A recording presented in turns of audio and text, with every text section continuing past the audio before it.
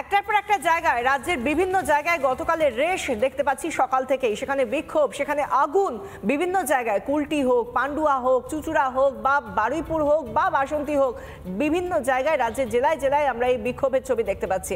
আর এর পাশাপাশি আজ যখন বিধানসভার বাইরে এসে বক্তব্য রাখছেন বিরোধী বিজেপি বিধায়করা, সেই জায়গা থেকে শিলিগুড়ির বিজেপি বিধায়ক শঙ্কর ঘোষ তিনি বলছেন তিনি খুন হয়ে যেতে পারতেন। গতকাল যে ঘটনা ঘটেছে, কোথায় রাজ্যের মানুষের নিরাপত্তা, কোথায় বিরোধী বিজেপি বিধায়কের নিরাপত্তা, তা নিয়ে প্রশ্ন তুলছেন তিনি।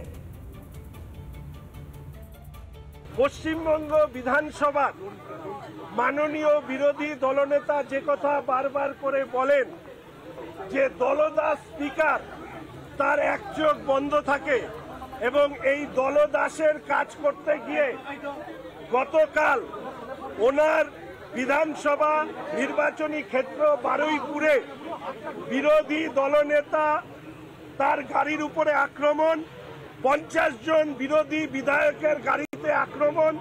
পরিস্থিতি এমন ছিল যে পুলিশ এবং দুষ্কৃতীর মিলিত আঘাতে বিরোধী দলনেতা সহ বিরোধী বিধায়কদের প্রাণ চলে যেতে পারত।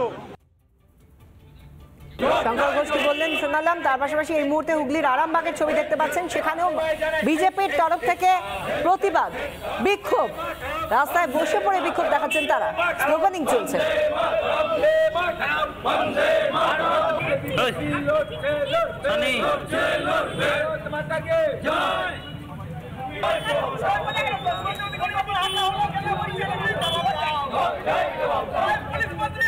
সর্বত্র বিক্ষোভ, ধিক্কার, আমরা সেই স্লোগানগুলোও শুনতে পাচ্ছি যেখানে তারা ধিক্কার জানাচ্ছেন রাজ্যের শাসক দলের বিরুদ্ধে। এই ধিক্কার, কোথায় গণতন্ত্র রয়েছে রাজ্যে, এই প্রশ্ন শুধু আম জনতার নয়, বিজেপি কর্মীদের নয়, সেই সঙ্গে যিনি আসানসোল দক্ষিণের বিজেপি বিধায়ক অগ্নিমিত্রা পল, তিনিও এই প্রশ্ন করছেন গতকালের ঘটনার প্রেক্ষিতে। কি বলছেন অগ্নিমিত্রা, শুনুন। যে অবস্থা মুখ্যমন্ত্রী এবং স্পিকার মহোদয় বিমান বন্দ্যোপাধ্যায় করছেন, এটাও আগে দেখা যায়নি। আমরা যাব কোথায়? আমাদের কথা বলার সুযোগ নেই, আমরা জনপ্রতিনিধি। আমাদের এখানে ভেতরে কথা বলতে দেওয়া হয় না, সাসপেন্ড করে দেওয়া হচ্ছে, চ্যাংদোলা করে বাইরে করে দিচ্ছে। নানা ধরনের কন্টেন্ট দেখার জন্য লাইক করুন, শেয়ার করুন আমাদের ফেসবুক পেজ, সাবস্ক্রাইব করুন আমাদের ইউটিউব চ্যানেল। পাশাপাশি অন্যান্য ব্রেকিং নিউজের জন্য অবশ্যই চোখ রাখুন রিপাবলিক বাংলায়।